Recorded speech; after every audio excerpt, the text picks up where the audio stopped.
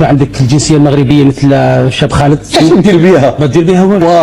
الا شوف الا الجنسيه مغربيه اللي يعطوني فيها كل شيء باطل ايوه نديها. لا كوب دي موند كنت نحصل على الحق مع فرنسا. وي الملتقى الوطني مهرجان تفاح اللي غادي يكون في مدينة ميدلت. وشكون اللي عارضين على الشاب بلال. وبلال سيدي المهرجان على الفيزا المغربية. فاش كان في واحد البرنامج في الجزائر قالوا له ودي لا عطاك فيزا ديال المغرب اشنو واش تقدر تاخذ اشنو؟ قال لهم اشنو غادي ندير بها؟ الا كان يعطوني كل شيء باطل واش هاد الفيزا غادي ناكل بها لاباني؟ هادشي اللي غادي تسمعوا معنا. وشكرا لاي واحد اللي كتب تدوينه في اي موقع تواصل اجتماعي باش يتوقف هاد الكدار هذا وهاد الحمار هذا، لان اصعب حاجه في العالم هي الفيزا المغربيه. راه صعيب باش تاخذ الفيزا المغربيه. وهادشي اللي غادي تسمعوا معنا هاد الحمار هذا اشنو هو قال في واحد البرنامج في الجزائر. هو فرحانين كيجيو بغيو ياخذوا الفلوس من هنا، كيجيو بغيو ياخذوا الفلوس، ومن كيمشيو لبلادهم قال لك ياكلوا الغله وكيصبوا في المله. هي ديال هاد القرع هذا.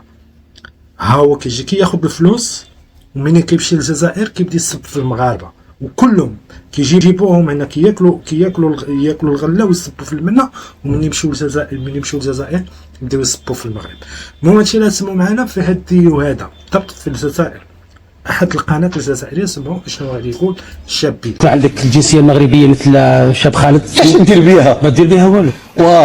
الا شوف الا الجنسيه مغربيه اللي يعطوني فيها كل شيء باطل ايوه نديها. نشري بها لاكريم، نشري فيلا، نشري بها موطوه. كما سمعتوا معنا هذه كانت عنده واحد ديو يعني في قناه جزائريه. مني قال لي واش لا عطاوك الفيزا المغربيه واش تقدر تاخذها؟ قال لهم انت من دير بها؟ الا كان يعطوني كل شيء باطل يعني كل شيء فابور نقدر ناخذها. قال لهم انا شنو غادي ندير بهاد الفيزا؟ واش غادي ناكل بها لاباني؟ ومن عيطوا ليه المهرجان ديال التفاح بمدينه مندل تم جاي كيجري. علاش؟ لان باغي الفلوس، وما باغينا الفلوس. وباش عوضوا بفنان مغربي شعبي سعيد الصنعاجي. لان بصراحه هذا فنان ديالنا مغربي في المغرب نجيبو ولاد البلاد. حنا ما عندناش مغنيين، حنا راه عندنا مغنيين واعرين.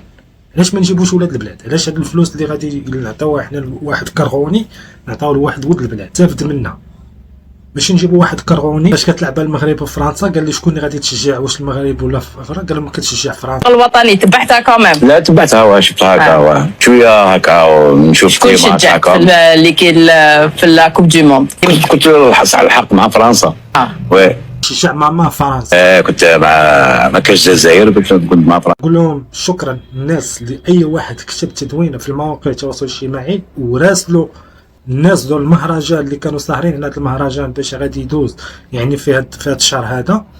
يعني راسلوهم ووقفوا هذا القرع هذا، وقفوه. لان علاش؟ ما يستاهلش كياكل في الغله ويصب في المنه. منهم عادات جزائريين. وهادشي اللي كنتمناو من هنا لقدام، هادشي اللي خص يكون مع الكراغنه الكرغونيين، هادشي اللي خص يكون معاهم من هنا لقدام. المهم هذا هو الفيديو ديالنا، ونضرب لكم موعد اخر ان شاء الله.